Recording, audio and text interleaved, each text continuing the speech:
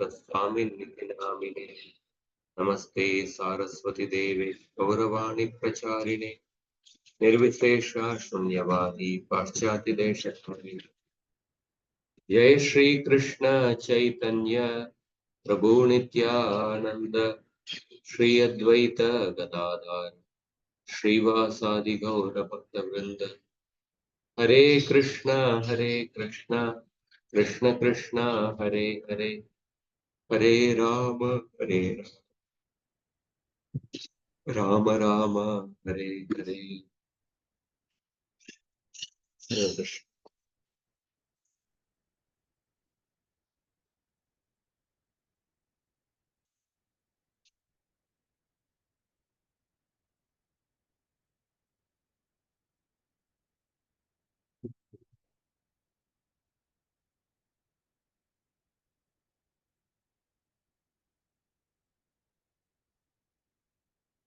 நம்ம போன வாரம் 7வது அத்தியாயம் ஆரம்பிச்சோம். 7வது அத்தியாயத்துல ஆரம்பத்துல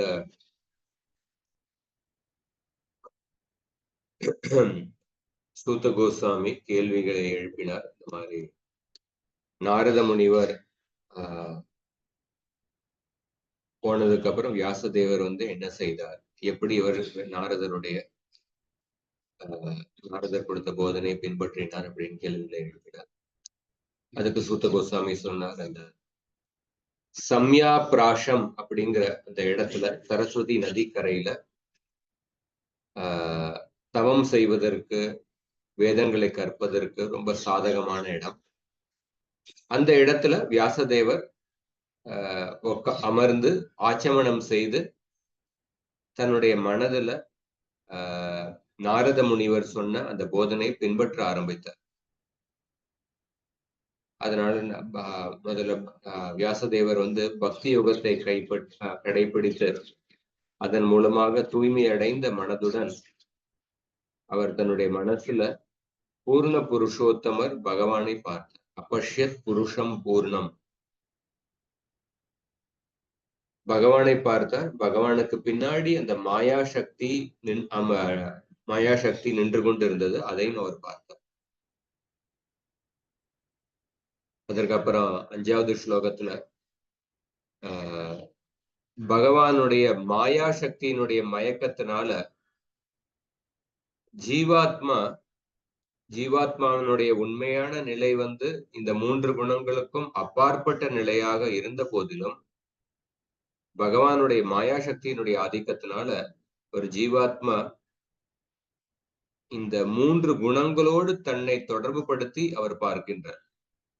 3 குணங்களால் ஆக்கப்பட்டுள்ள இந்த உலகத்தில் உள்ள வஸ்துக்களை அவர் அனுபவிக்க விரும்புகின்றார். அதனால அந்த ஜீவாத்மா தத்கிருதம் சாபி பத்தியதே, அவர் இந்த உலகத்துல இந்த 3 குணங்களால் ஆக்கப்பட்டுள்ள சரீரத்தை பெறுகின்றார் அப்படின்னு வியாசதேவர்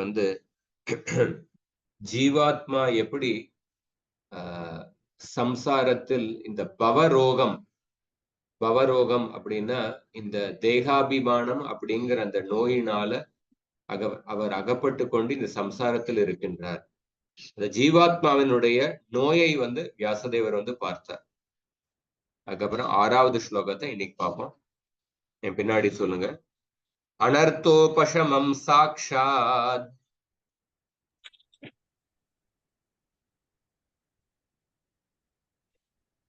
அனர்த்தோபசமம் சாக்ஷாத் பக்தியோகம் அதோக்ஷஜே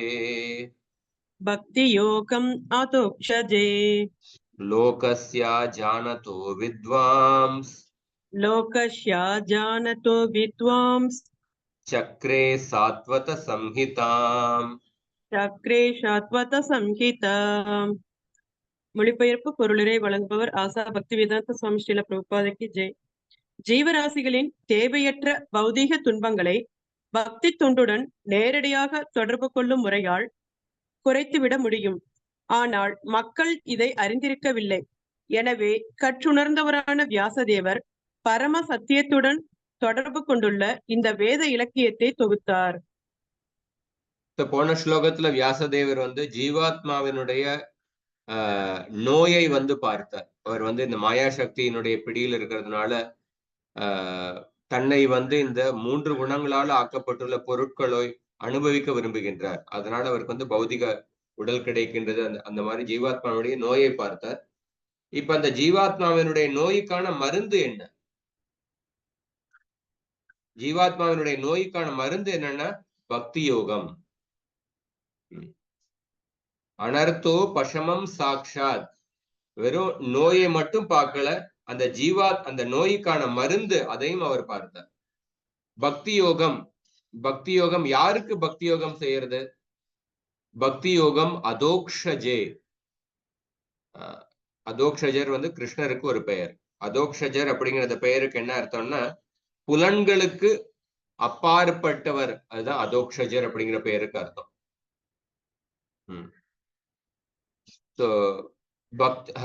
வியாசதேவர் வந்து அனர்த்த உபசமம் சாக்ஷாத். அனர்த்த உபசமம் சாக்ஷாத்னா இந்த ஜீவாத்மாவினுடைய சம்சாரத்தை அழிப்பதற்கான சாமர்த்தியத்தை உடைய அந்த பக்தி யோகத்தை பார்த்தார். அல்ல ஜீவாத்மாவினுடைய மனசுக்குள்ள இருக்கின்ற களங்கங்கள் அதை அழிப்பதற்கான முழு சாமர்த்தியத்தை உடைய அந்த பக்தி யோகத்தை வியாசதேவர் பார்த்தார். அதை பார்த்துவிட்டு லோகஸ்ய அஜானதோ வித்வான்ஸ் சக்ரே சாத்வத சம்ஹிதாம். வித்வான் அந்த சான்றோரான வியாசதேவர் சாத்வத சம்ஹிதாங்கிறது பாகவதத்தினுடைய ஒரு பெயர். வியாசதேவர் வந்து இந்த உலகத்தில் உள்ள அறியாமையில் உள்ள மக்களுக்காக இந்த பாகவதத்தை எழுதினார். இந்த பாகவதத்துல அந்த பக்தி யோகத்தை பத்தி சொல்லப்பட்டுள்ளது. போன 5வது ஸ்லோகத்துல வியாசதேவர் வந்து ஜீவாத்மாவினுடைய நோயை பார்த்தார் அப்படின்னு சொல்லப்பட்டுள்ளது. இந்த ஸ்லோகத்துல அந்த நோய்க்கான மருந்தை பார்த்தார் அப்படின்னு சொல்லப்பட்டுள்ளது. பக்தி யோகம் தான் அந்த நோய்க்கான மருந்து. விஸ்வநாத் சக்கரவர்த்தி சொல்றார், வியாசதேவர் எதையெல்லாம் பார்த்தார், எதையெல்லாம் படிப்படியாக பார்த்தார்னா, முதல்ல அவர் அபஷ்யத் புருஷம் பூர்ண புருஷோத்தம பகவானை பார்த்தார். பூர்ண புருஷோத்தமர் பகவானை பார்த்தார் அப்படின்னு பார்க்கும்பொழுது அதுல இருந்து என்ன தெரிஞ்சுக்கணும்னா, பகவானுடைய எல்லா அம்சங்களையும் பார்த்தார். பகவானுடைய குணாவதாரங்களை பார்த்தார். பகவானுடைய புருஷாவதாரங்களை பார்த்தார். அபஷ்யத் புருஷம் பூர்ண புருஷோத்தமரை பார்த்தார்னா அதுல இருந்தே தெரிகிறது பகவானுடைய ஸ்வயம் பகவான் கிருஷ்ணர் மற்றும் அவருடைய எல்லா அம்சங்களையும் பார்த்தார். ஏன்னா அந்த அம்சங்களை பகவானோடு சேர்த்து பார்க்கலன்னா அந்த பூர்ண புருஷோத்தமர் அப்படிங்கிற அந்த வார்த்தைக்கு அர்த்தம் இருக்காது. அதுக்கப்புறம் அதனால வியாசதேவர் அந்த பூரண புருஷோத்தம பகவானை பார்த்தார். அதுக்கப்புறம் பகவானுடைய சித்து சக்தி, இந்த ஆன்மீக சக்தி அல்லது சொரூப சக்தி, அந்த சொரூப சக்திக்குள்ள பல பிரிவுகள் இருக்கு. விமலா, உத்கர்ஷினி, அந்த மாதிரி பல பிரிவுகள் இருக்கு. அந்த சொரூப சக்திகளையும் பார்த்தார். ஏன்னா இது பூர்ண புருஷோத்தமர் பகவானை பார்க்கும்போது அவருடைய எல்லா சொரூப சக்திகளையும் பார்த்தார் அப்படிங்கிறது இதை புரிந்து கொள்ளணும். அதற்கப்புறம் வியாசதேவர் வந்து மாயாம் சதத் அபாஸ்ரயம், பகவானுடைய அந்த பகிரங்க சக்தியான மாயா சக்தியை பார்த்தார். அந்த மாயா சக்தி பகவானுக்கு பின்னால் நின்று கொண்டு இருந்தது. பகவானுக்கு பின்னால் நின்று கொண்டு இருந்தது. அதுக்கப்புறம் இந்த பகவானுடைய சித்து சக்தினா அவருடைய ஆன்மீக சக்திகளிலேயே மிக பிரதானமானது என்னன்னா பக்தி யோகம். அந்த பக்தி யோகத்தை பார்த்தார். அந்த பக்தி யோகம் வந்து மாயா சக்தியினால எப்படிப்பட்ட மயக்கம் ஒரு ஜீவாத்மாவனுடைய மனசுக்குள்ள உண்டாகின்றதோ, மாயா சக்தியினால எப்படிப்பட்ட அறியாமையில் ஒரு ஜீவாத்மா மூழ்கி இருக்கின்றாரோ அந்த அறியாமையை அழிக்கும் சாமர்த்தியமுடைய அந்த பக்தி யோகத்தை பார்த்தார். அதனால்தான் அனர்த்தோ பசமம் சாட்சாத் அப்படின்னு சொல்லப்பட்டு. இந்த பக்தி யோகம் வந்து பகவானையே தன்னுடைய கட்டுப்பாட்டுக்குள் கொண்டு வருகின்ற திறமை அந்த பக்தி யோகத்துக்கிட்ட இருக்கு. அப்படின்னா யாருக்கிட்ட அந்த தூய பக்தி இருக்கின்றதோ அந்த பக்தருக்கு அடிபணிந்து பகவான் வந்து விடுகின்றார். அப்படிப்பட்ட பக்தி யோகத்தை பார்த்தது. இதையெல்லாம் பார்த்ததுக்கு அப்புறம் வியாசதேவர் வந்து சாத்வத சம்ஹிதா, சாத்வத அப்படிங்கிற பெயர் வந்து வைஷ்ணவர்களை குறிக்கின்றது. சாத்வத சம்ஹிதானா ஸ்ரீமத் பாகவதம் அப்படிங்கிற இந்த நூலை எழுதினார். ஏன்னா இந்த ஸ்ரீமத் பாகவதம் அப்படிங்கிற நூலை எழுதி லோகஸ்யா அஜானதோ வித்வாம்ஸ், இந்த உலகத்தில் உள்ள அறியாமையில் உள்ள மக்களுக்காக தான் பார்த்த எல்லா விஷயத்தையும் சொல்லிக் கொடுப்பதற்காக இந்த ஸ்ரீமத் பாகவதத்தை எழுதினார். விஸ்வநாத சக்கரவர்த்தி டாக்கூர் தன்னுடைய தாத்பரியத்துல வந்து ஒரு ஒரு ஸ்லோகத்தை இயற்றி வியாசதேவர் என்னென்னலாம் பார்த்தார், என்னென்ன தத்துவத்தை பார்த்தார் அதை வந்து சொல்றார். ஈஷக சுதந்திரக, பகவான் வந்து சுதந்திரமானவர். சித் சிந்து, அவர் அவர் ஒரு ஒரு ஆன்மீக கடல். சர்வ வியாபியைக ஏவகி, அவர் எல்லா இடத்திலும் வியாபித்து இருக்கின்றார். ஜீவாத்மா ஜீவோ அதீன, ஜீவாத்மா பகவானுக்கு அதீனமாக இருக்கின்றார். சித் கணோ அபி, பகவான் வந்து சித் சிந்து, ஆனா ஜீவாத்மா சித் கண. சித் கண அப்படின்னா ஒரு ஜீவாத்மா ஒரு சின்ன ஒரு ஒரு தூள் மாதிரி. ஜீவாத்மாவும் பகவானுடைய சித் சக்தி. ஜீவாத்மாவுக்கு அறிவு உண்டு, ஆனால் ஜீவாத்மா மிக சிறியவர், ஒரு சின்ன ஒரு ஒரு ஒரு சொட்டு மாதிரி. ஆனா பகவான் வந்து பெருங்கடல் மாதிரி. பகவான் சித் சிந்து, ஜீவாத்மா சித் கண. சித் கணோ அப்படி ஸ்வோபாதிர் வியாபி சக்திகக. ஆனா ஜீவாத்மா வந்து தன்னை வந்து இந்த பௌதிக வஸ்துக்களோட அவர் வந்து அபிமானப்படுத்திக் கொள்கின்றார். பௌதிக வஸ்துக்களோட மற்றும் இந்த சரீரத்தினுடைய உபாதிகளோடு அவர் அபிமானம் செய்து கொள்கின்றார்.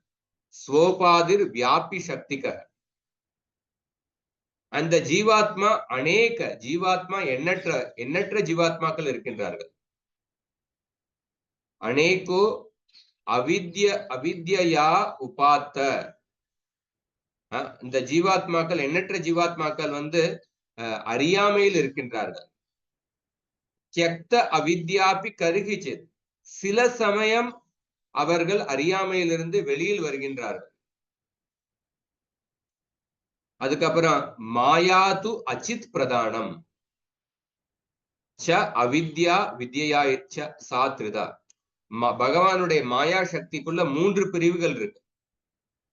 பிரதானம், பிரதானம்னா இந்த அறிவற்ற பிரதானம், அறிவற்ற ஜட இயற்கை. அப்புறம் அவித்யா சக்தி மற்றும் வித்யா சக்தி அப்படின்னு 3 பிரிவுகள் பகவானுடைய மாயைக்குள்ள இருக்கு. பிரதானம், அவித்யா மற்றும் வித்யா. இதை எல்லாத்தையும் வந்து வியாசதேவர் வந்து பார்த்தார். சோ இந்த மாதிரி இந்த எல்லா கருத்தையும் பிரபுபாதரும் எழுதியிருக்காரு மொழிபெயர்ப்புல. அடுத்த ஸ்லோகம். யஸ்யாம் வை ஸ்ரூயமானாயாம்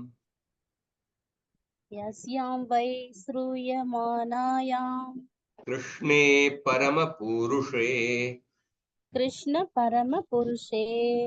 பக்திருத்பத்யதே பும்ஸ சோகமோக பயாபஹா.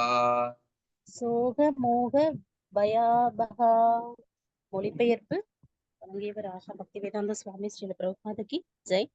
இந்த வேத இலக்கியத்தை கேட்பதாலேயே பரமபுருஷ பகவானாகிய ஸ்ரீ கிருஷ்ணருக்கு உன்னத அன்பு தொண்டு செய்யும் உணர்வு உடனடியாக ஏற்பட்டு வருத்தம், மாயை மற்றும் பயம் என்னும் நெருப்பை அது அணைத்து விடுகிறது. ஹரே கிருஷ்ணா பிரபு. யஸ்யாம் வை ஸ்ரூயமானாயாம். இந்த பாகவதத்தை கேட்பதற்கான பயனை பத்தி சொல்லப்பட்டிருக்கு. பாகவதத்தை கேட்பதனால கிருஷ்ணே பரமபுருஷே பக்திர் உற்பத்தியதே, பரமபுருஷரான பகவானிடத்தில் ஒருத்தருக்கு பக்தி தோன்றுகின்றது. இது முதல் பயன். அதுக்கப்புறம் சோக மோக பயாபகா, பாகவதத்தை கேட்பதனால சோகம், மோகம் மற்றும் பயம் அழிகின்றது. பொதுவாக நம்ம கடந்த கால விஷயத்தை பத்தி நம்ம சோகப்படுகின்றோம். கடந்த காலத்துல நடந்த சம்பவங்களை பத்தி நம்ம சோகப்படுகின்றோம். நிகழ்காலத்துல இருக்கின்ற சம்பவங்களை பத்தி நம்ம ஒரு மயக்கத்தில் இருக்கின்றோம். எது நடக்க போகுது, எது அப்படிங்கிற அத நிகழ்காலத்தில் உள்ள விஷயத்தை பத்தி நம்ம மோகத்தில் இருக்கின்றோம். வருங்காலத்துல என்ன சம்பவங்கள் நடக்க போறதோ அதை பத்தி நம்ம பயப்படுகின்றோம். இந்த 3 விதமான உணர்வுகள், சோகம், மோகம், பயம், இந்த 3ம் பாகவதத்தை கேட்பதனால அழிக்கப்படுகின்றது. இந்த ஸ்லோகத்துல பக்திர் உற்பத்தியதே, இந்த பக்தி பிரேம பக்தியை குறிக்கின்றது அப்படின்னு விஸ்வநாத் சக்கரவர்த்தி தாக்கூர் சொல்றார். பாகவதத்தை கேட்பதனால ஒருத்தர் பகவானுடைய அன்பை அடைய முடியும். பிரேம பக்தி, பாகவதத்தை கேட்பதன் மூலமாகவே ஒருத்தர் அன்பை அடைய முடியும். அப்ப மற்றவர்களை பாகவதத்தை கேட்பதற்கு ஒரு வாய்ப்பை கொடுக்கும் பொழுது இன்னும் ஒருத்தர் அதிக பயனை அடைகின்றார். அந்த பாகவதத்தை மற்றவர்களுக்கு பேசும்போது ஒருத்தர் இன்னும் அதிக பயனை அடைகின்றார். அந்த பாகவதத்தை மற்றவர்கள் கேட்கறதுக்காக மற்றவர்களை பேச வைப்பதன் மூலமாக இன்னும் அதிக பயனை அடைகின்றார் அப்படின்னு விஸ்வநாத் சக்கரவர்த்தி தாக்கூர் சொல்றார். பாகவதத்தை கேட்பதன் மூலமாக ஒருத்தர் பகவானுடைய அன்பை அடைகின்றார். ஒருத்தர் பகவானுடைய அன்பை அடையும் பொழுது பிரேம பக்திக்கான ஒரு லட்சணம் என்னன்னா ஸ்ரீ கிருஷ்ண ஆகர்ஷினி அப்படின்னு சொல்லப்பட்டுள்ளது. யார்கிட்ட அந்த அன்பு, பகவானிடத்தில் அந்த அன்பு வருகின்றதோ அந்த அன்பினால அவர் பகவானையே அவர் கவர்ந்து விடுகின்றார். யாரிடத்தில் அந்த அன்பு இருக்கின்றதோ பகவான் அந்த பக்தருக்கு அடிபணிந்து விடுகின்றார். அதத்தான் ஆரம்பத்திலே 2வது ஸ்லோகத்திலே பார்த்தோம். சத்யோ ஹிருதி அவருத்திய தேத்ர கிருதிபிகி சுஷ்ரூஷுபி தக்ஷணாத். பாகவதை கேட்பதன் மூலமாக பகவான் அந்த பக்தருடைய ஹிருதயத்தில் அகப்பட்டு கொண்டு வருகின்றார். அந்த பக்தருடைய ஹிருதயத்தை விட்டு அவர் வெளியில போக மாட்டார். அதுதான் பிரேம பக்திக்கான லட்சணம், அடையாளம். சோக மோக, பாகவதத்தை கேட்பதனுடைய பிரதானமான பயன் என்னன்னா பக்திர் உற்பத்தியத்தை, பிரேம பக்தி ஒருத்தருடைய மனசுக்குள்ள தோன்றுகின்றது. அந்த பாகவதத்தை கேட்பதனுடைய சைடு எஃபெக்ட், அப்பிரதானமான பயன் என்னன்னா சோக மோக பயாபக, சோகம், மோகம் மற்றும் பயத்திலிருந்து ஒருத்தர் விடுபட்டு விடுகின்றார். அதனால பிரபுபாதர் இந்த ஸ்லோகத்தினுடைய தாத்பரியத்துல பாத்தீங்கன்னா ரொம்ப அருமையா எழுதுறார். இந்த உலகத்துல காதல் அப்படின்னு சொன்னோம்னா, இந்த காதல் அல்லது அன்பு அப்படிங்கிற இந்த வார்த்தை உண்மையில பார்த்தோம்னா ஜீவாத்மாவுக்கும் பகவானுக்கும் இடையில் மட்டும்தான் பொருந்தும் அப்படின்னு சொல்ற. காதல் அல்லது அன்பு இந்த உலகத்துல நம்ம எதை காதல், இந்த உலகத்துல ஒரு ஜீவாத்மாவுக்கும் இன்னொரு ஜீவாத்மாவுக்கும் நடுவுல கடமை, ஒரு டியூட்டி, அதுதான் இருக்கு. ஆனா உண்மையில பார்த்தோம்னா காதல் அல்லது பிரேம அப்படிங்கிற இந்த வார்த்தை இது உண்மையில ஜீவாத்மாவுக்கும் பகவானுக்கும் நடுவுல தான் பொருந்தும்.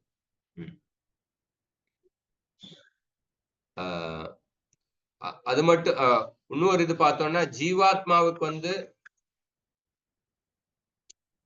சமஸ்கிருதத்துல ஜீவ பிரகிருதி அப்படின்னு சொல்றோம். பிரகிருதி அப்படிங்கிற வார்த்தை வந்து பெண் பால்ல இருக்கு. ஒருத்தர் ஆண் சரீரத்துல இருக்கலாம் அல்லது பெண் சரீரத்துல இருக்கலாம். ஆனா ஒவ்வொரு ஜீவாத்மாவும் ஜீவ பிரகிருதி, அப்ப வந்து பெண் பால்ல இருக்கு.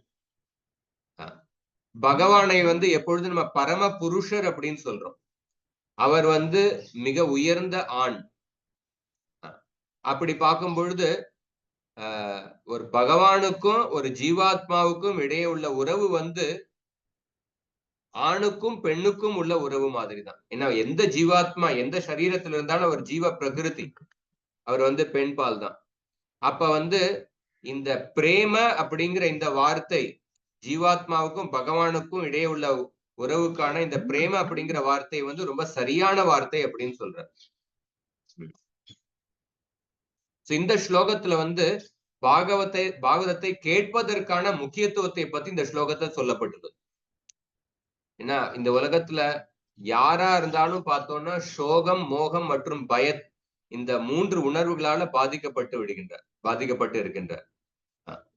இந்த உலகத்தில் உள்ள சம்சாரத்தில் அகப்பட்டு கொண்டு கஷ்டப்பட்டு கொண்டு இருக்கின்ற ஜீவாத்மாவினுடைய அடையாளம் பார்த்தோம்னா இந்த சோகம், மோகம் மற்றும் பயம். பாகவதத்தை கேட்பதனால ஒருத்தர் வந்து இந்த 3லிருந்து விடுபட்டு விடுகின்றார் அப்படின்னு தெளிவாக சொல்லப்பட்டுள்ளது. அதுக்கப்புறம் இன்னொரு கருத்தை சொல்றார்.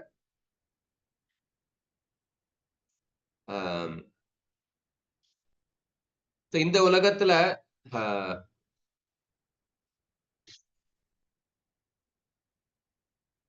கடைசி பேராகிராஃப்ல வந்து எப்படி நம்ம சமுதாயத்துல பல நிலைகள்ல பார்த்தோம்னா எல்லோரும் இந்த சோகம், மோகம் மற்றும் பயத்தினால அவங்க வந்து பாதிக்கப்பட்டு இருக்கின்றார்கள். நம்ம பல விதத்துல நம்ம வாழ்க்கையில தெளிவு இல்லாம இருக்கிறதுனால நம்ம ஒரு தலைவர்களாக இருக்கும் சரி அல்லது சாதாரண மனிதர்களாக இருக்கும் சரி, எல்லோரும் மயக்கத்தில் இருக்கின்றார்கள், மோகத்தில் இருக்கின்றார்கள். பெரிய பல பேர் வந்து ஒரு அமைதிக்காக பல மாநாடு நடக்கின்றது. ஆனா அமைதிக்காக பல மாநாடு நடந்தாலும் அதுல வந்து அவங்களால ஒரு சரியான தீர்வு அவங்களுக்கு வர்றதில்லை. பிரபுபாதர் சொல்றாரு இந்த மாதிரி இந்த பல அமைதி மாநாடு நடக்கின்றது. ஆனா அந்த அமைதி மாநாடுனால அவங்க உண்மையான அமைதி அவங்களால கொண்டு வர முடியாது. ஆனா பாகவதத்தை கேட்பதன் மூலமாக கட்டாயம் இந்த சமுதாயத்தில் உள்ள பிரச்சனைகளுக்கும் ஒரு தீர்வு வருகின்றது அப்படின்னு சொல்ற. இந்த மாதிரி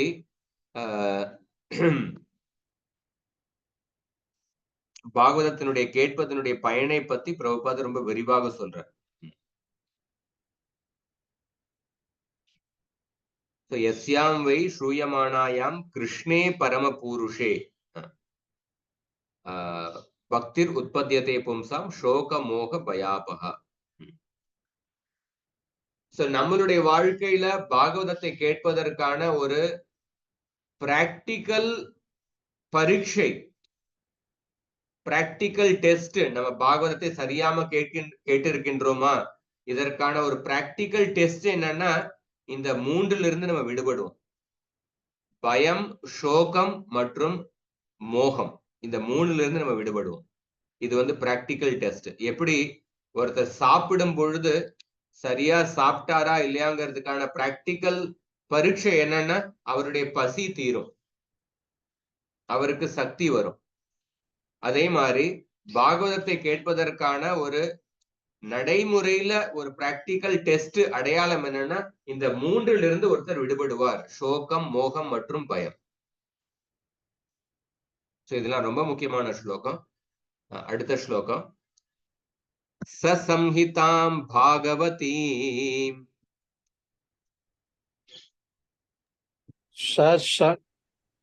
சம்ஹிதாம் பாகவதீம் கிருத்வானுக்ரம்ய சாத்மஜம்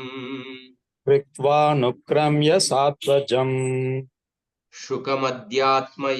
சுகமத்யாபயாமாஸ சுகம் அத்யாபயாம் ஆஷ நிவ்ருத்தி நிரதம் முனிஹி. நிவ்ருத்தி நிரம் நிருத்தம் முனி. மாமுனிவரான வியாசதேவர் ஸ்ரீமத் பாகவதத்தை தொகுத்து அதிலுள்ள பிழைகளை திருத்திய பின் ஏற்கனவே தன்னுணர்வு பாதையில் ஈடுபட்டிருந்த அவரது சொந்த மகனான சுகதேவ கோஸ்வாமிக்கு அதை கற்பித்தார். இங்க பாத்தீங்கன்னா வியாசதேவர் பகவானுடைய அன்பை அடைவது இதுதான் மிக உயர்ந்த லட்சியம். அதை அவர் நேரடியாக உணர்ந்தார். பிரம்மானந்தத்தை அடைவதை விட பகவானுடைய அன்பை அடைவதுதான் வாழ்க்கையினுடைய உயர்ந்த லட்சியம். அதை நேரடியாக உணர்ந்தார். அதை உணர்ந்ததுக்கு அப்புறம் இந்த பாகவதத்தை தன்னுடைய மகன் சுகதேவ கோஸ்வாமிக்கு கற்பித்தார். ஏன்னா இந்த உலகத்துல ஒரு அப்பாவுக்கிட்ட ஒரு உயர்ந்த சொத்து இருக்கும் பொழுது அந்த அப்பா கட்டாயம் இயற்கையா அந்த சொத்தை அந்த உயர்ந்த விஷயத்தை தன்னுடைய மகனுக்கு கொடுக்க விருப்பப்படுவார். அந்த ஒரு அப்பா தன்னுடைய வாழ்க்கையில எந்த உயர்ந்த விஷயத்தை அனுபவிச்சிருக்காரோ அந்த உயர்ந்த விஷயத்தை தன்னுடைய மகனுக்கு அதையும் பகிர்ந்து கொள்ள விருப்பப்படுவார். வியாசதேவர் எப்படி பிரம்மானந்தத்தை விட உயர்ந்த விஷயம் பகவானுடைய அன்பை பெறுவது, இதை நேரடியாக உணர்ந்தார். தான் உணர்ந்த விஷயத்தை தன்னுடைய மகனான சுகதேவ கோஸ்வாமிக்கும் அவர் கற்பித்தார் அப்படின்னு சொல்லப்பட்டுள்ளது. இந்த ஸ்லோகத்துல பாத்தீங்கன்னா வியாசதேவர் முன்னாடியே பாகவதத்தை எழுதியிருந்தார். ஆனா முன்னாடி எழுதியிருந்த பாகவதத்துல அவர் தூய பக்திக்கு பிரதானமான ஸ்தானத்தை கொடுக்கவில்லை. பகவானுடைய பெருமைகளுக்கு ஒரு பிரதானமான ஸ்தானத்தை கொடுக்கவில்லை. அதுக்கப்புறம் அதனால அவருக்கு திருப்தி ஏற்படல. அதனாலதான் அப்புறம் நாரத முனிவர் போதனை செய்தார். நாரத முனிவர் போதனை செஞ்சதுக்கு அப்புறம் அவர் தன்னுடைய சமாதி நிலையில் சென்று பூர்ண புருஷோத்தமர் பகவானை பார்த்தார். அவருடைய ஆன்மீக சக்திகளை பார்த்தார், மாயா சக்தியை பார்த்தார். இதையெல்லாம் பார்த்ததுக்கு அப்புறம் முன்னாடி எழுதின பாகவதத்தில் உள்ள பிழைகளை திருத்தினார். அதனாலதான் மொழிபெயர்ப்புல படிச்சு பாருங்க. மொழிபெயர்ப்புல ஸ்ரீமத் பாகவதத்தை தொகுத்து அதில் உள்ள பிழைகளை திருத்திய பின் அவர் முன்னாடியே பாகவதத்தை எழுதியிருந்தார். ஆனா அந்த பாகவதத்துல அந்த தூய பக்திக்கு அந்த முக்கியத்துவம், அந்த எந்த முக்கியத்துவம் கொடுக்கப்பட வேண்டியமோ அந்த முக்கியத்துவம் கொடுக்கப்படவில்லை. ஆனா இப்ப நாரத முனிவர் சொன்ன போதனைக்கு அப்புறம் அந்த எழுதின பாகவதத்துல பிழைகளை திருத்தி அவர் இந்த பாகவதத்துல அவர் பகவானுடைய பெருமைகளுக்கு, தூய பக்தியினுடைய பெருமைகளுக்கு, பக்தர்களுடைய பெருமைகளுக்கு உயர்ந்த முக்கியத்துவம் கொடுத்து அந்த மாதிரி பிழைகளை திருத்தினார். அதுதான் இந்த ஸ்லோகத்தில் சொல்லப்பட்டிருக்கு. இதுல இன்னொரு கருத்து பிரபுபாதரும் சரி, விஸ்வநாத் சக்கரவர்த்தி தாக்கூர் சரி, எந்த இந்த சம்பவங்கள்லாம் எந்த வரிசையில் நடந்தது அதை பத்தி விஸ்வநாத் சக்கரவர்த்தி தாக்கூர் சொல்றார். முதல்ல நாரதர் கிருஷ்ணர் இந்த உலகத்திலிருந்து மறைந்ததுக்கு அப்புறம் நாரதர் வியாசதேவருக்கு போதனை செய்தார். அப்ப பரீட்சித் மகாராஜர் அவர் இந்த உலகத்தை ஆண்டு கொண்டு இருந்தார்.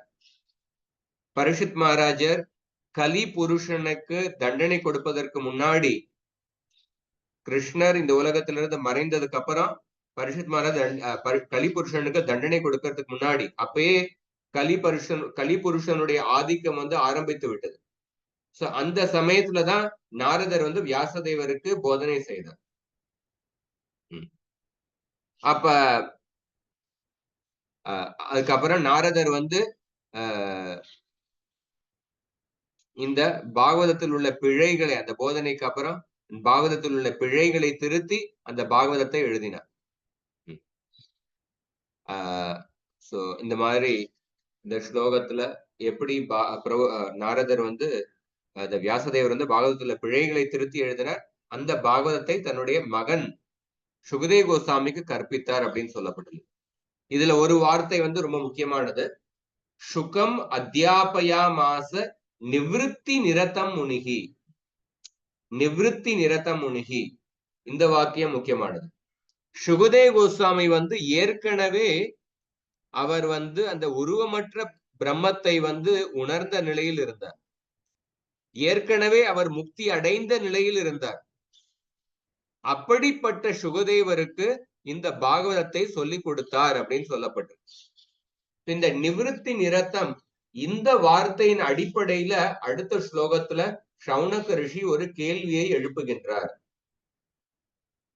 சுகதேவ கோஸ்வாமி அவ்வளவு உயர்ந்த நிலையில் இருந்தாரே, முக்தி அடைந்த நிலையில் இருந்தார், அவர் ஏன் இந்த பாகவதத்தை படிப்பதற்கான இந்த சிரமத்தை அவர் ஏற்றுக்கொண்டார் அப்படின்னு அந்த கேள்வியை எழுப்புறார். அடுத்த ஸ்லோகத்தை பாருங்க.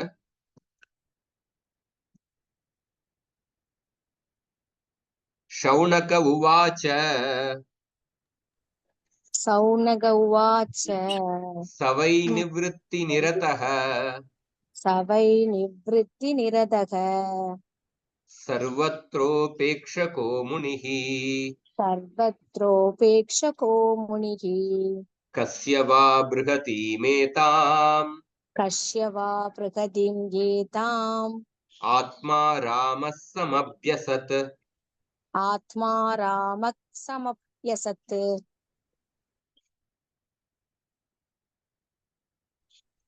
மொழிபெயர்ப்பு படிக்கணுமா பிரபு? சாரி பிரபு.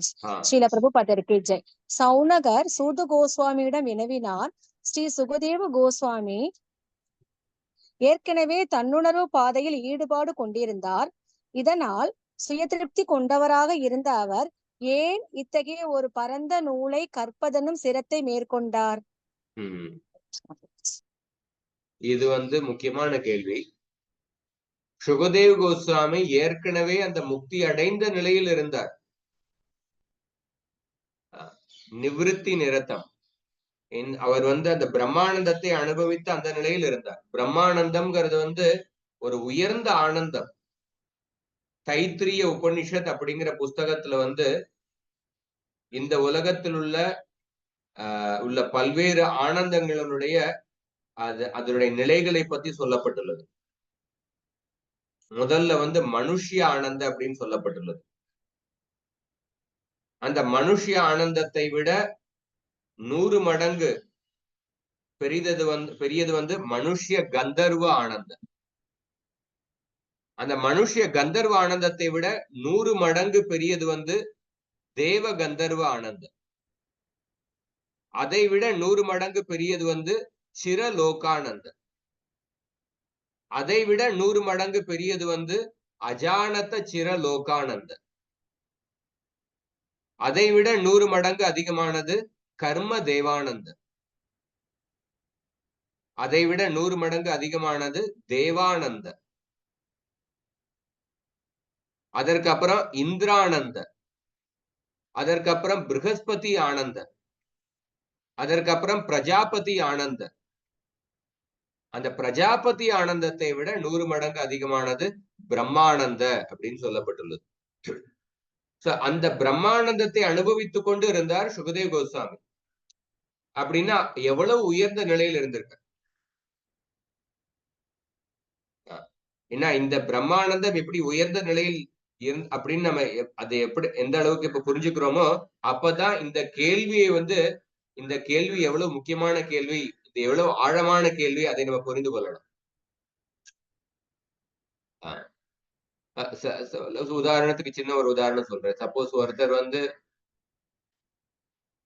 பள்ளிக்கூடத்துல நிறைய பேர் எல்லா பசங்களாம் படிக்கிறாங்க. ஆனா ஒருத்தர் பிடெக் படிச்சுட்டார், எம்டெக் படிச்சுட்டார், பிஹெச்டி படிச்சுட்டார், 2-3 பிஹெச்டி படிச்சுட்டார். ஆனா அவர் வந்து பள்ளிக்கூடத்துக்கு போறார் அப்படின்னு, ஒரு 4-5 பிஹெச்டி படிச்சு அவர் வந்து பள்ளிக்கூடத்துக்கு போறார் அப்படின்னு நீங்க கேள்விப்பட்டீங்கன்னா நீங்க ஆச்சரியமா பாப்பீங்க. இவர் இவ்வளவு படிச்சுட்டாரு, அவர் ஏன் பள்ளிக்கூடத்துக்கு போனோம் அப்படின்னு உடனடியா நம்ம கேள்வி கேட்போம். ஒருத்தர் 4-5 PhD பட்டத்தை வாங்கினவர் அவர் பள்ளிக்கூடத்துக்கு போறார் அப்படின்னு பார்த்தோம்னா அத ஒரு செய்தித்தாள்ல ஒரு நியூஸாவே போடுவாங்க. அந்த மாதிரி இந்த பிரம்மானந்தம் அப்படிங்கிறது எவ்வளவு உயர்ந்த ஆனந்தம். அந்த உயர்ந்த ஆனந்தத்தை அனுபவித்துக் கொண்டிருந்த சுகதேவ கோஸ்வாமி அவர் அவர் ஏன் இந்த ஸ்ரீமத் பாகவதத்தை படிப்பதற்கான சிரமத்தை அவர் ஏன் ஏற்றுக்கொண்டார் அப்படின்னு சவுனக் ரிஷி கேட்கிறார். இந்த ஸ்லோகத்துல பாத்தீங்கன்னா பல வார்த்தைகள் இருக்கு. சவை நிவிருத்தி நிரத்தக அவர் அந்த உருவமற்ற பிரம்ம ஜோதியில் நிலையாக இருந்து அந்த பிரம்மானந்தத்தை அனுபவித்துக் கொண்டு இருந்தார்.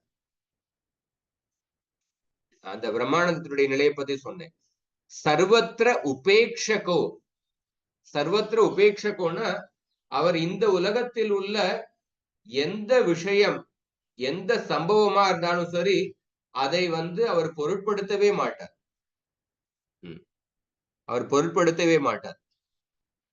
உபேட்சக அப்படின்னா ஸ்ரத்தையற்ற, இந்த உலகத்தில் உள்ள எந்த சம்பவத்தை பத்தியும் அவருக்கு அதுல ஒரு ஆர்வம் இருக்காது. அப்படிப்பட்ட ஒரு உலக விஷயத்துல அவருக்கு ஒரு ஈடுபாடே இருக்காது. அப்படிப்பட்ட நபர் சுகதேவ கோஸ்வாமி. கஸ்யவா பிருகதீம் ஏதாம் ஆத்மாராம சமபியசத். ஆத்மாராமர் அவர் ஆத்மாராமராக இருந்தார். ஆத்மாராமர்னா தன்னிடத்திலேயே திருப்தியாக இருப்பது.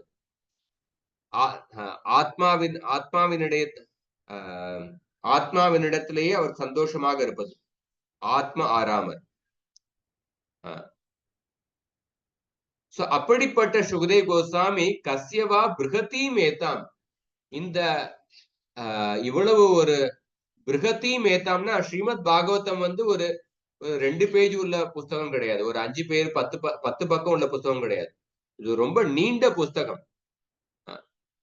18,000 ஸ்லோகங்களை கொண்ட புஸ்தகம். இப்படிப்பட்ட நீண்ட புஸ்தகங்களை படிப்பதற்கான இந்த சிரமத்தை ஏன் ஏற்றுக்கொண்டார்? ஏன்னா பொதுவாக மக்கள் ஒருத்தர் சாஸ்திரத்தை படிக்கும் பொழுது எல்லோரும் சாஸ்திரத்தை படித்து அந்த பிரம்மானந்தத்தை அடைய விரும்புவதற்காக சாஸ்திரத்தை படிக்கின்றார்கள். அந்த பிரம்மானந்தத்தை அவர் அனுபவித்துக் கொண்டிருந்தார். ஆத்மாராமராக இருந்தார். அந்த ஆத்மாராமராக இருந்த அவர் ஏன் இந்த சிரமத்தை எடுத்துக்கொண்டார்? இப்படிப்பட்ட ஒரு நீண்ட புஸ்தகத்தை கற்பதற்கான சிரமத்தை ஏன் ஏற்றுக்கொண்டார்? இங்க பாத்தீங்கன்னா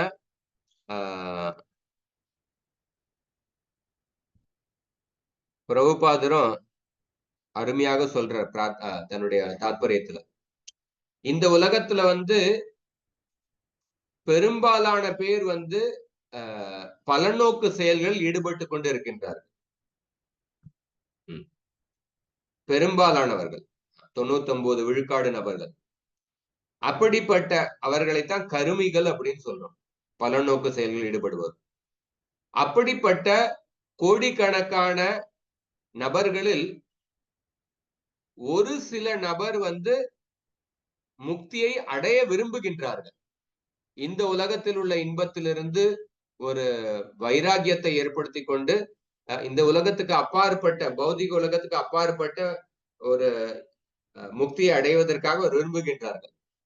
அப்படிப்பட்ட இந்த கலியுகத்துல பெரும்பாலான பேர் கருமிகள் கூட இல்லை. பலநோக்கு செயல்கள் ஈடுபட்டுறவங்க அவங்க அட்லீஸ்ட் வேதத்தில் சொல்லப்பட்டுள்ள வேதத்தை கடைபிடித்து அதன் மூலமாக வாழ்க்கையை அனுபவிக்க விரும்புகின்றார்கள். ஆனா இப்ப இருக்கிற நிலையில பார்த்தோம்னா பெரும்பாலான பேர் சாஸ்திரத்தை கூட கடைபிடிக்க விரும்பவில்லை. அவங்க வெறும் பௌதிக இன்பத்தை தான் நாடுகின்றார்கள். ஆனா ஒரு தர்மத்தை கடைபிடிக்காமல் மனம் போன போக்குல வாழ்க்கையை வாழ்ந்து கொண்டு வாழ்க்கையை அனுபவிக்க விரும்புகின்றார்கள். அது கலியுகத்தில் உள்ள மக்களுடைய நிலை. ஆனா வேத கலாச்சாரத்துல அட்லீஸ்ட் அவங்க வந்து சாஸ்திரத்தை கடைபிடித்து வாழ்க்கையை அனுபவிக்க விரும்புகின்றார்கள். சோ அப்படிப்பட்ட நபர்கள் தான் பெரும்பாலான நபர்கள், 99 விழுக்காடு நபர்கள் வந்து இந்த உலகத்தை வந்து புலனின்பத்தை அனுபவிக்க விரும்புகின்றார்கள். அப்படிப்பட்ட கோடிக்கணக்கான கருமைகளில் வந்து ஒரு சில நபர் தான் இந்த ஆத்மாராமராக இருப்பார்கள், முக்தியை அடைய விரும்புகின்றார்கள். அந்த ஆத்மாராமர் அப்படிங்கிற அந்த நபர் வந்து அவ்வளவு அரிதான நபர். அந்த ஆத்மாராமர் வந்து இந்த ஆத்மாவிலேயே சந்தோஷமாக இருக்கின்றார்கள். ஆனா அந்த சுகதேவ் கோஸ்வாமி அந்த நிலையில இருந்தார். அப்படிப்பட்ட சுகதேவ் கோஸ்வாமி அவர் வந்து ஸ்ரீமத் பாகவதத்தை கற்பதற்கான, ஸ்ரீமத் பாகவதத்தினால கவரப்பட்டு ஸ்ரீமத் பாகவதத்தை கற்பதற்கான அந்த பெருமுயற்சியில் ஈடுபட்டார். அவர் ஏன் ஈடுபட்டார் அப்படின்னு இந்த சவுனக ரிஷி கேள்வி எழுப்புறார். ரொம்ப முக்கியமான கேள்வி. அதனாலதான் பிரபுபாதர் எழுதுறார், இந்த ஸ்ரீமத் பாகவதம் அப்படிங்கிற புஸ்தகம் வந்து அந்த ஆத்மாராமர் அப்படிங்கிற நிலை வந்து அவ்வளவு உயர்ந்த நிலை. அப்படி அந்த நிலையில் உள்ள மனிதர்களுக்கும் அவர்களும் படிக்க வேண்டிய புஸ்தகம் தான் ஸ்ரீமத் பாகவதம் அப்படின்னு சொல்லப்பட்டுள்ளது. அதுக்கு பதிலாக சூத கோஸ்வாமி என்ன சொல்ற அதை பார்ப்போம். சூத உவாச்ச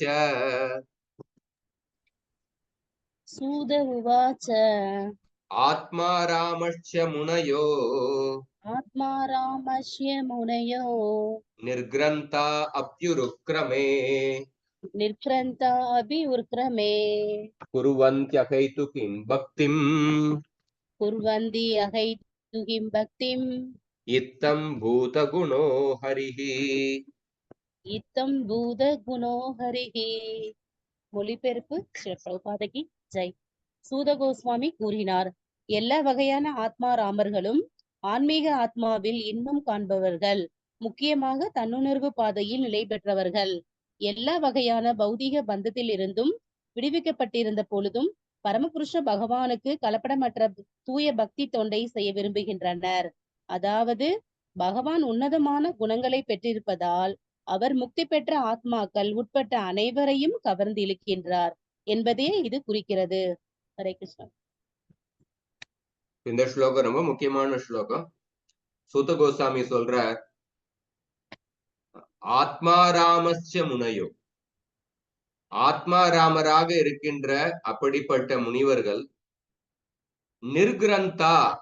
நிர்கிரந்தான அவர்கள் வந்து சாஸ்திரத்தில் சொல்லப்பட்டுள்ள விதி மற்றும் நிஷேதங்கள், செய்ய வேண்டியது செய்யக்கூடாதது, அப்படிப்பட்ட விதிமுறைகளுக்கு அப்பாற்பட்ட நிலையில் இருக்கின்றார்கள். அதுதான் நிர்கிரந்தா. அல்லது நிர்கிரந்தா அப்படின்னா இந்த அகங்காரத்தை எல்லாம் கடந்து அகங்காரத்துக்கு அப்பாற்பட்ட நிலையில் இருக்கின்றார்கள். அகங்காரத்தை எல்லாம் வென்று அதற்கு அப்பாற்பட்ட நிலையில் இருக்கின்றார்கள். அப்படிப்பட்ட ஆத்மாராமர்களும் கூட குருவந்தி அகைத்துகீம் பக்தி, அவர்களும் கூட இத்தம் பூத குணோஹரிகி, பகவானுடைய தெய்வீக குணங்களால கவரப்பட்டு ஈர்க்கப்பட்டு அந்த பகவானுடைய திருவடிகளில் அகைத்துகீம் பக்திம், எந்தவித உள்நோக்கம் இல்லாத பக்தி. அகைத்துக்கினா எந்தவித உள்நோக்கம் இல்லாத, எந்தவித சுயநல உள்நோக்கம் இல்லாத அப்படிப்பட்ட பக்தியை வந்து பகவானுடைய தெய்வீகமான குணங்களால ஈர்க்கப்பட்டு அவருடைய திருவடிகளுக்கு அப்படிப்பட்ட பக்தி தொண்டை செய்ய ஆரம்பிக்கின்றனர். அப்படி பார்க்கும் பொழுது பகவான் கிட்ட அப்படிப்பட்ட உயர்ந்த நிலையில் உள்ள ஆத்மாராமர்களை ஈர்ப்பதற்கான அப்படிப்பட்ட உயர்ந்த குணங்கள் பகவான் கிட்ட இருக்கின்றன. அதனாலதான் நம்ம கிருஷ்ணர் அப்படின்னு சொல்லும் பொழுது எல்லோரையும் கவரக்கூடியவர் அப்படின்னு சொல்றோம், எல்லோரையும் ஈர்க்கக்கூடியவர். சில சமயம் சப்போஸ் ஒருத்தர் சில சமயம் கேட்பாங்க, இந்த மாதிரி யாராவது ஒருத்தர் கோயில்ல ஜாயின் பண்ணிட்டாரு, ஒரு பிரம்மச்சாரி சாதுவாக ஆயிட்டார், சில சமயம் கேட்பாங்க, உங்களுக்கு வாழ்க்கையில் ஏதாவது காதல் தோல்வியா, ஏன் வந்து நீங்க வந்து கோயில் இந்த இந்த வயசுல ஜாயின் பண்ணிட்டீங்க, அல்லது உங்களால வாழ்க்கையில ஏதாவது சாதிக்க முடியலையா, என்ன காரணம், உங்களை பணம் சம்பாதிக்க முடியலையா, அல்லது ஏதாவது காதல் தோல்வியா அப்படின்னு பொதுவாக நினைக்கிறாங்க. இந்த மாதிரி பொதுவாக வாழ்க்கையில யாராலும் ஒருத்தரால சாதிக்க முடியல, தோல்வியை சந்திச்சதுனால அவங்க வந்து திறந்து விட்டு இந்த மாதிரி ஆன்மீகத்துக்கு போறாங்க அப்படின்னு நினைக்கலாம். ஆனா அப்படிப்பட்ட நபர்களை வந்து ஆன்மீகத்துக்கு வர்றது வந்து அப்படி பார்க்கும்பொழுது அவங்க வெறும் ஒரு விரக்தியினால, தோல்வியை சந்திச்சதுனால அவங்க ஆன்மீகத்துக்கு வந்திருக்காங்க. வேற வழிய வாழ்க்கையில சாதிக்கிறதுக்கு எதுவுமே இல்லை, அதனால வந்து ஆன்மீகத்துக்கு வந்திருக்காங்க அப்படின்னு நினைச்சும் பொழுது, அப்படிப்பட்ட நபர்களை வந்து பகவான் ஈர்த்தார் அப்படின்னு பார்த்தோம்னா அதுல ஒரு பெரிய விஷயம் கிடையாது.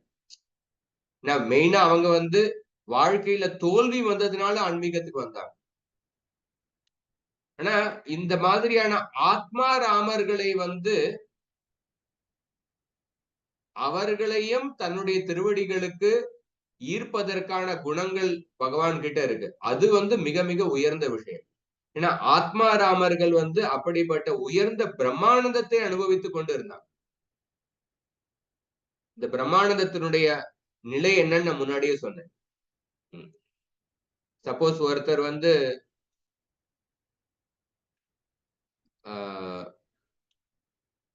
சாப்பிட்டுட்டு இருக்காரு, அப்ப நீங்க கடைசியில நீங்க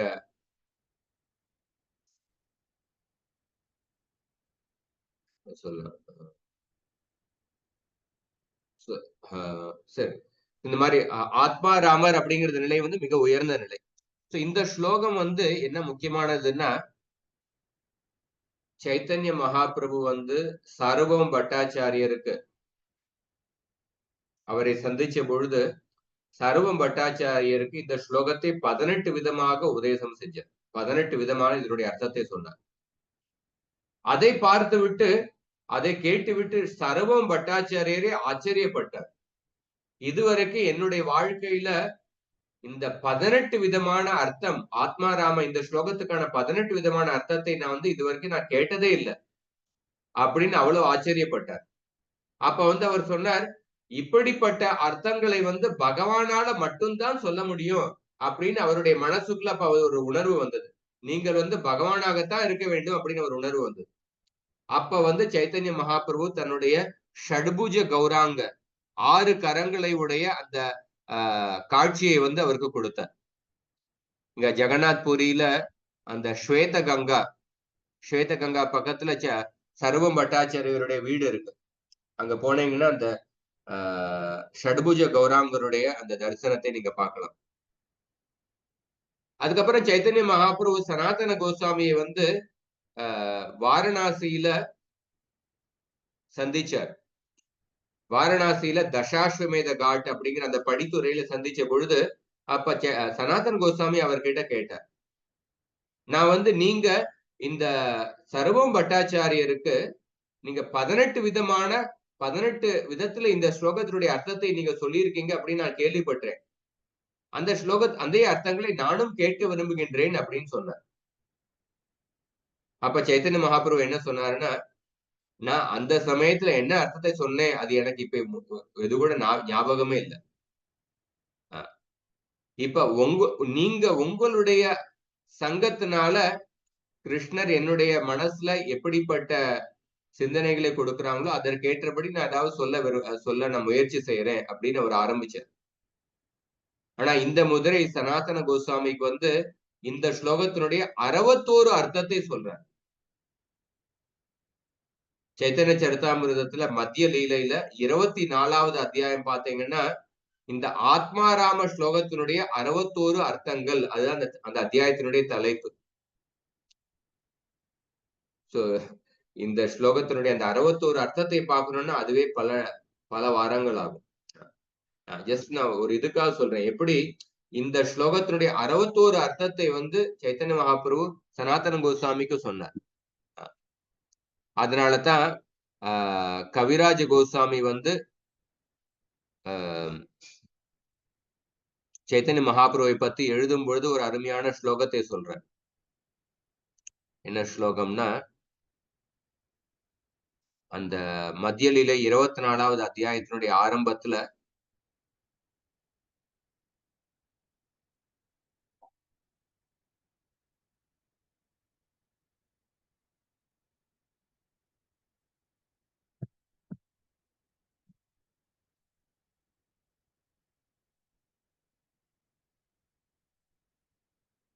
ஆத்மா ராமேதி பத்யார்க்கஸ் ஆர்த்தாம்ஷுன் ய பிரகாஷயன் ஜகத்தமோ ஜகாராவ்யாத் ச சைத்தன்யோ தயாச்சலக. அவர் சொல்றார், சைத்தன்ய மகாபிரபு ஒரு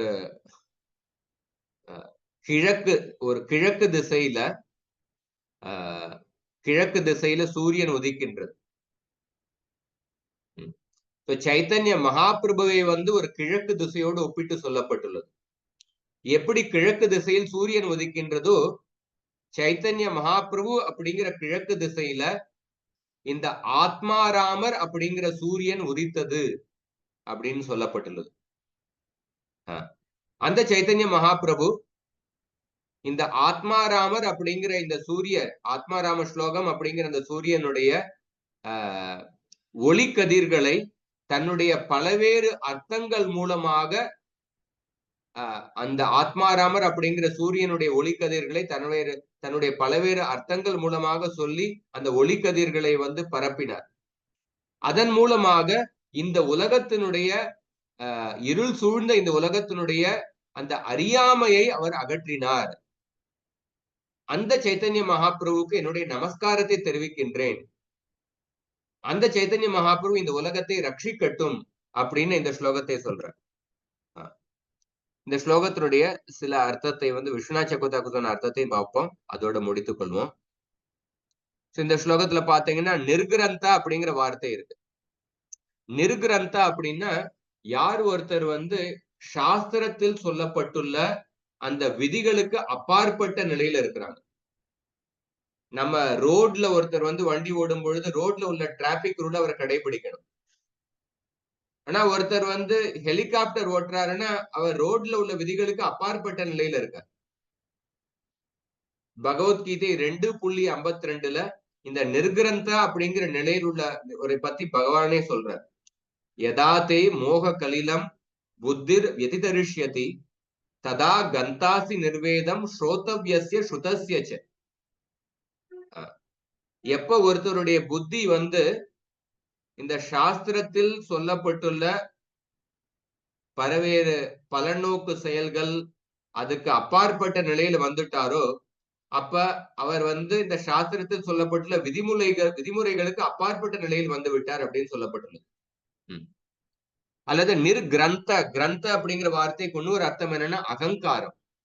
நிர்கிரந்த அப்படின்னா யார் ஒருத்தர் இந்த அகங்காரம் அப்படிங்கிற அந்த முடிச்சிலிருந்து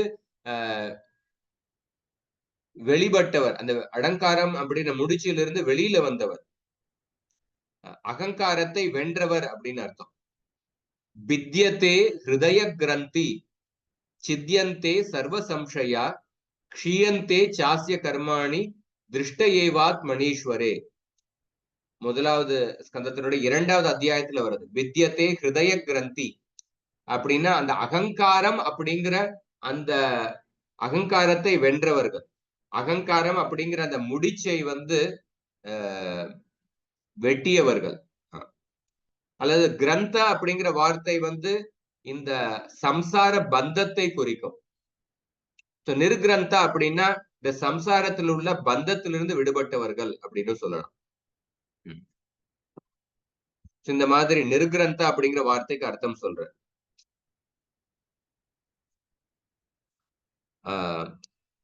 ஆத்மாராமஸ்ய முனையோ நிர்கிரந்தா அப்படி உருக்கிரமே குருவந்தி அகைத்துகீம் பக்தி. அகைத்துகீம் பக்தின்னா அப்படிப்பட்ட ஆத்மாராமர்களே கூட எந்தவித சுயநல உள்நோக்கம் இல்லாமல் பகவானுடைய திருவடிகளுக்கு பக்தி செய்கின்றார்கள். ஏன்னா குருவந்தி அகைத்துகீம் பக்திம் இத்தம் பூத குணோஹரி. ஆத்மாராமஸ்ய முனையோ நிர்கிரந்தா அப்படி உருக்கிரமே. உருக்கிரம அப்படிங்கிற வார்த்தைக்கு அர்த்தம் என்னன்னா, உருக்கிரம அப்படின்னா மிக உயர்ந்த சாகசங்களை செய்யக்கூடிய பகவான். அல்லது உருக்கிரம அப்படிங்கிற வார்த்தைக்கு இன்னொரு அர்த்தம் என்னன்னா, மிக உயர்ந்த பக்தி மார்க்கத்தை கொடுத்த பகவான் அப்படின்னு அர்த்தம். சோ பகவானுடைய செயல்கள் அப்படிப்பட்ட உயர்ந்த செயல்களாக இருக்கின்றதுனால அந்த செயல்களால அவருடைய லீலைகளால ஈர்க்கப்பட்டு இந்த ஆத்மாராமர்கள் சுயநலமற்ற பக்தி தொண்டில் அவர்கள் பங்கேற்கின்றார்கள்.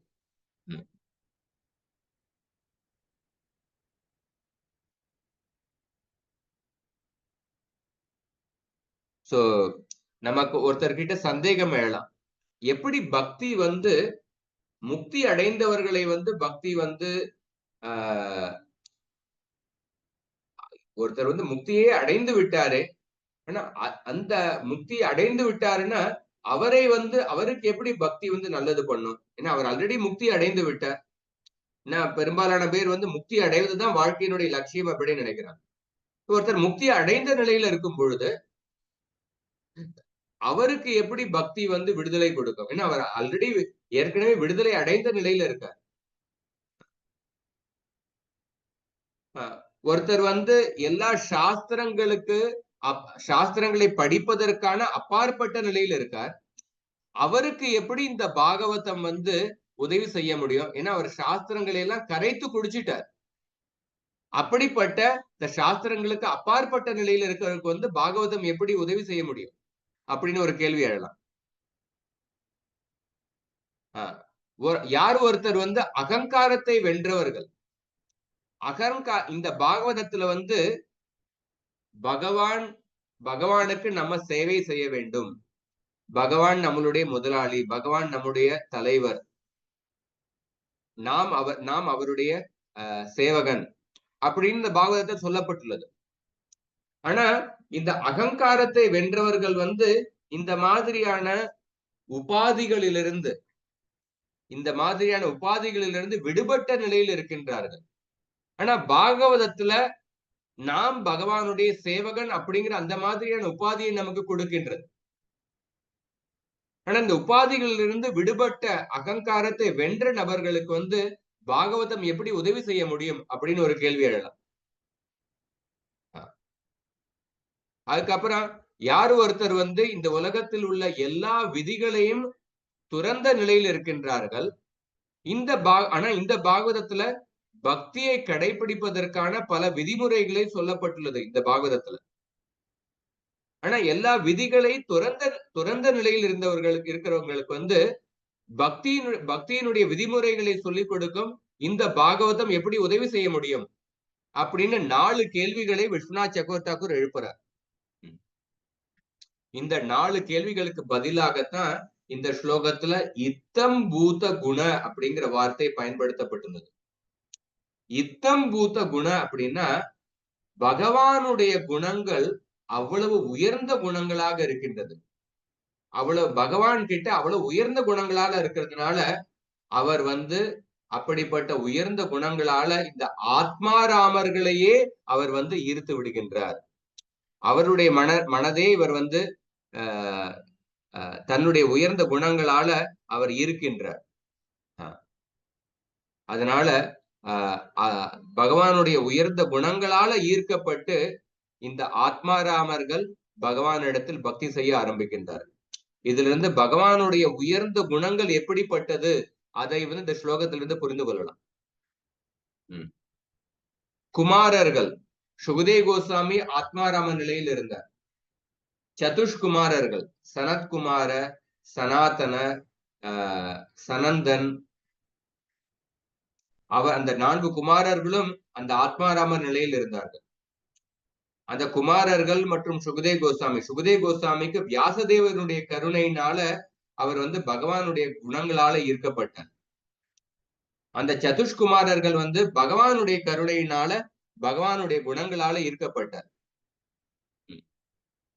அப்ப ஆத்மாராமர்களும் கூட பகவான் அல்லது பகவானுடைய தூய பக்தர்களுடைய கருணையை பெறுவதன் மூலமாக அவர்களும் கூட பகவானுடைய தூய பக்தியினால ஈர்க்கப்படுகின்றனர்.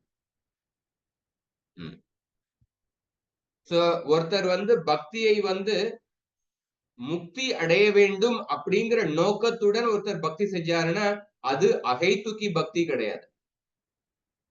அது ஒரு காரணத்துடன் செய்யப்படுகின்ற பக்தி.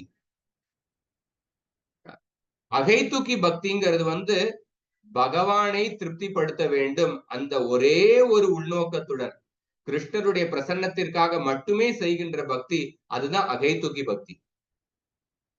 இந்த ஆத்மாராமர்கள் பகவானுடைய குணங்களால கவரப்பட்டு கிருஷ்ணருடைய பிரசன்னத்திற்காக மட்டுமே அந்த மற்ற எந்த ஒரு சுயநல உள்நோக்கம் இல்லாமல் அந்த கிருஷ்ணருடைய ஆனந்தத்திற்காக மட்டுமே பக்தி செய்கின்றார்கள். அப்படிப்பட்ட தூய பக்தி அவர்கள் கடைபிடிக்கின்றார்கள். இதிலிருந்து பகவானிடத்தில் எப்படி உயர்ந்த குணங்கள் இருக்கின்றது, இத்தம் பூத குணோஹரிகி, இதை நம்ம புரிந்து கொள்ளணும். அதனாலதான் ரூப கோஸ்வாமி பக்தி ரசாமிர்த சிந்துல கிருஷ்ணருடைய 64 குணங்களை பத்தி வர்ணனை செய்யறார்.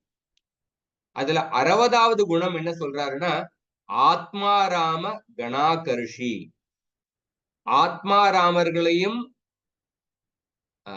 ஈர்ப்பதற்கான குணங்களை உடையவர் அப்படின்னு சொல்றார்.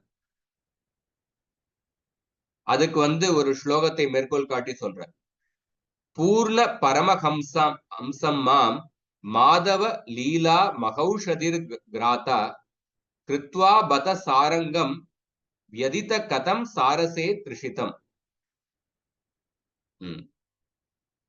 இந்த ஸ்லோகத்துல ஒரு பக்தர் சொல்றார், அந்த முக்தி அடைந்த நிலையில் உள்ள ஒரு பக்தர் சொல்றார். அவர் என்ன சொல்றாருன்னா, நான் பரமஹம்சராக இருந்தேன், முக்தி அடைந்த நிலையில இருந்தேன். ஆனால் அந்த பகவானுடைய லீலைகளை பகவானுடைய லீலைகளை கேட்டதுக்கு அப்புறம் நான் அந்த பக்தி ரசத்தை அனுபவித்து நான் பகவானுடைய பக்தராக ஆகிவிட்டேன் அப்படின்னு ஒரு பக்தர் சொல்றார். அந்த மாதிரி இந்த பக்தி ரசாம சிந்துல இந்த ஸ்லோகத்தை 60வது குணத்து இந்த குணம் தான் சொல்லப்பட்டது.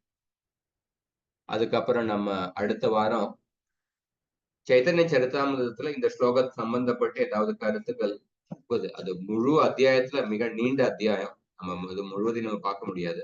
சில கருத்துக்களை பார்த்துட்டு நம்ம அடுத்த ஸ்லோகத்துக்கு தொடர்ந்து போவோம். ஹரே கிருஷ்ண.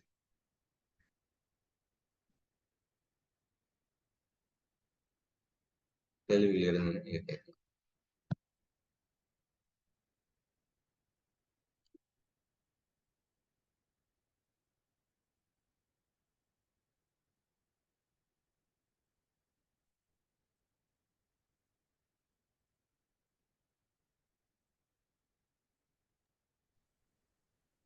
ஹரே கிருஷ்ணன் பிரபு. இப்ப சார்வபௌம பட்டாச்சாரியருக்கு சொன்ன அதே விளக்கங்கள் இல்ல இப்போ அடுத்த மாறுபட்ட விளக்கங்களாங்க பிரபு? சனாதன கோஸ்வாமிக்கு சொன்ன விளக்கங்கள் அந்த உட்பட வருமா இல்ல அது தனியா? அந்த விளக்கங்கள் அதை தவிர நிறைய விளக்கங்கள் இந்த 61க்குள்ள சார்வபௌம பட்டாச்சாரியர் கொடுத்த விளக்கங்களும் இருக்கும். அதுக்குள்ள வரும்.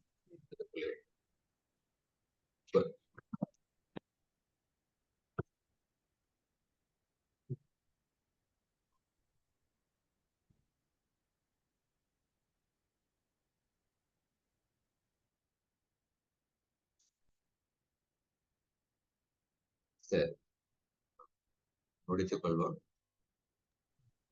हरे कृष्ण. ग्रंथराज श्रीमद् भागवतम की जय. श्रील प्रभुपाद की जय.